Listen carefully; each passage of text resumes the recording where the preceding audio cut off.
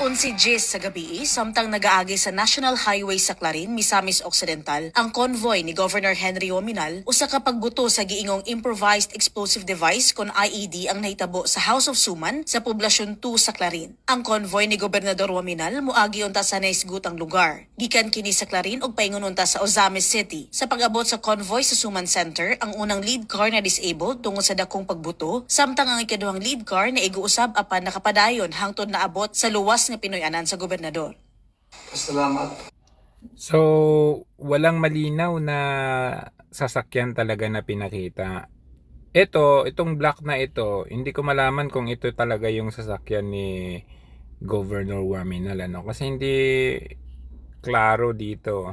Tignan natin yung sasakyan ni Gob, ano? Dito mismo, ayan, oh, yung black na yan. And then sa likod yung police car. Or safe. Makikita naman natin na ito yung talagang ginagamit niyang sasakyan, itong black na to Tapos mga police car sa likod. 'Di ba? So, yung gusto nating makita or maipakita doon sa sinasabi na kita nyo naman yung mga armado, yung mga safe and security, Armalite pa yun, 'di ba?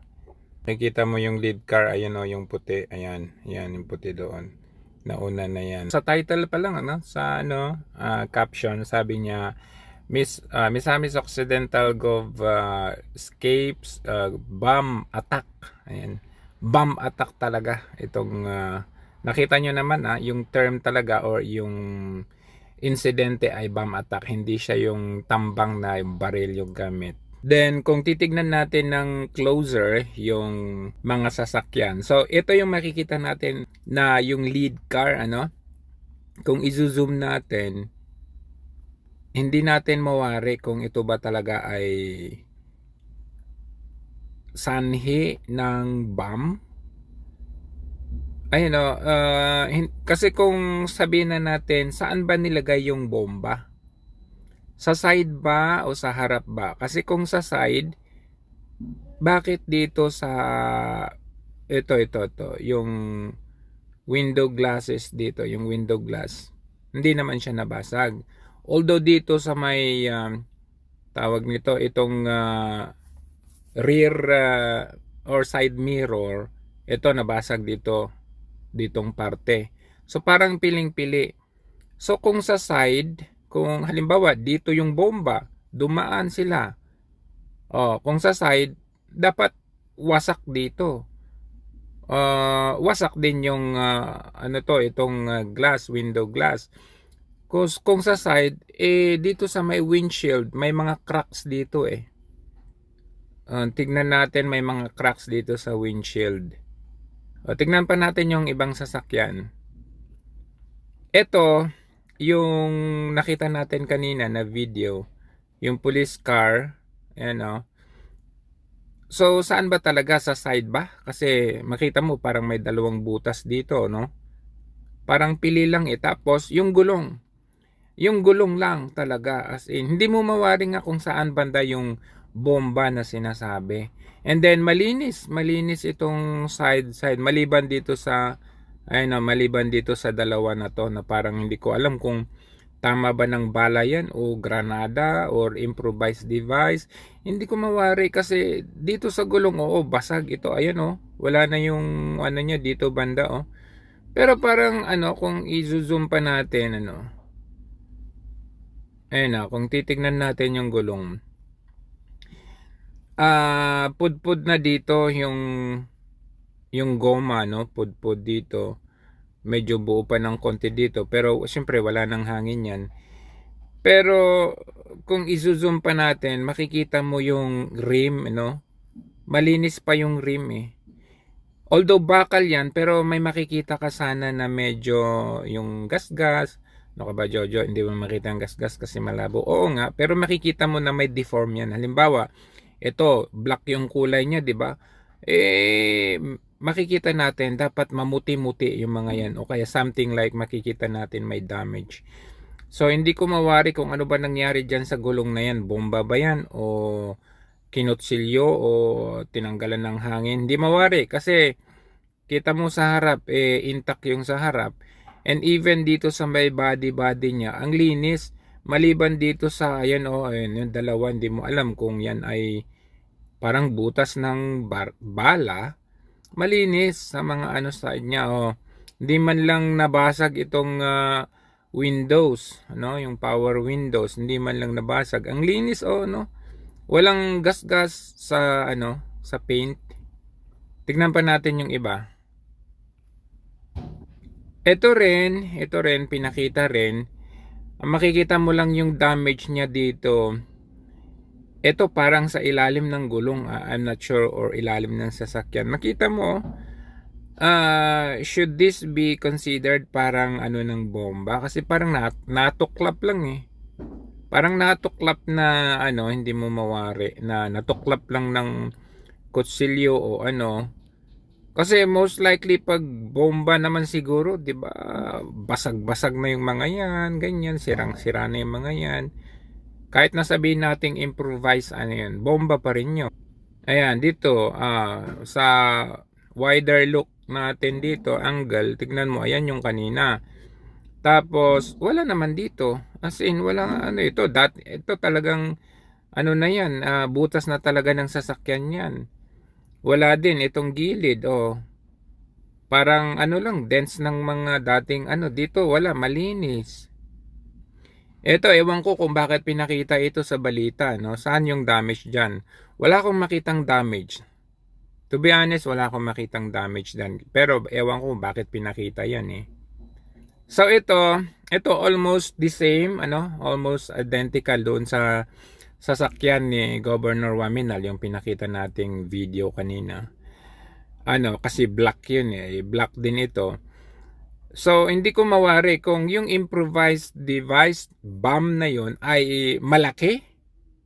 I mean, yung damage na masasakop nung bomba, kasi 'di ba may lead car, tapos depende kung ilan yung lead car. Halimbawa, first 2 cars, yun yung lead car. Halimbawa, ito illustrate, 'di ba? Ito yung lead car, dalawang lead car, ito na yung sasakyan ni Governor, and then police car sa likod. Ganyan. So ganyan yung setup, 'di ba? So hindi natin mawari kung nandito yung bomba, sumabog na dito, natamaan yung lead car, or nandito yung bomba. Kasi kung dito yung bomba, wala na yan. Sabog na si Governor. O dito siya sumabog, di yung mga police car. Kasi kung titignan natin, ulitin natin yung illustration, Ayan. Sabi, yung lead car may damage. So pinakita, 'di ba, yung puti. So either ito yung puti or ito yung puti. We don't know kung ilan yung lead car, isa ba o dalawa. So sabihin na natin yung lead car may damage, which is yung puti kanina pinakita natin parang shrapnels lang o kasi talagang kung lead dito sumabog sa lead car, wasak dapat yung sasakyan na yan. And may mga shrapnel na tatama kay Governor dito, which is kung ito yung black na ito, ayan, kita nyo naman, parang na ano lang na mga windshield, ayan to, ito marang batak-batak na parang ewan ko kung ano yan. Kasi kung napuruhan din yung itong sasakyan ni Governor, malamang itong windshield talagang yung iba yung crack ng windshield eh. Ito parang tuldok-tuldok lang Ayan Tingnan nyo, parang tuldok-tuldok lang. Kung ito yung sasakyan ni Governor. Kasi ito nga yung pinakita 'di ba? So hindi rin nila inaano kasi kung ito kung yung pinakita, 'di ba? Pinakita din nila yung pulis. Yung sasakyan ng pulis, yung sasakyan ng pulis, yun yung nasa likod yung gulong niya. So ilang bomba ba? Kasi kung iisang bomba, ito lang yung may damage. I mean, itong lead car, and then syempre pag may pasabog yan, i-stop na yan automatic, 'di ba? So paano nangyari na may damage yung lead car, may damage yung police car, tapos patak-patak lang dito kay Governor. So parang medyo malayo ata sa katotohanan ito. Ito, malamang ito yung sasakyan ni Governor na pinapakita. Kita nyo naman, ano yan, parang gas-gas lang. ano to? Hindi ko alam kung bakit pinapakita nila. Asan yan? Parang ang tagal na nakatambak ito, no? Kasi nakita nyo naman, ano siya, dusty. Madumi eh. Tapos tuldok-tuldok dito sa may windshield. Saan yung damage ng bomba dyan? Dito, ang gulo na ito, makita natin na merong damage. Pero hindi ko alam kung ito ba ay sanhi ng bomba. Kasi bakit parang piling-pili yung spot, ano? Parang pili lang siya, ayan oh. Dito wala, pero dito di mo mawari kung anong klaseng damage ito. Di mo mawari kung ito ba ay nasabit sa isang bakal tapos nagasgas pa ganun. Kasi kung isang explosion ito, hindi ganito yung damage eh. I think you would agree with me, hindi ganito yung damage pag explosion. Ayan, ito yung lead car, di ba? So hindi talaga mawari. Ito yung lead car, makita mo naman patak-patak, gapatak, gapatak, gapatak. Hindi siya nabasag kung tutuusin. Walang basag eh. No? Kikita niyo dito sa may itong side mirror, okay? Di ko alam kung nabangga yan o ano kasi parang hindi exploded eh. Oh, ano ba ang pinupunto natin dito?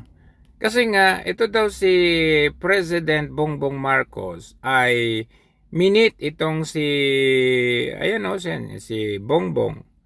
Yan, si Bongbong, si Chavit nandyan, si Waminal nandyan. Nag-meet sila.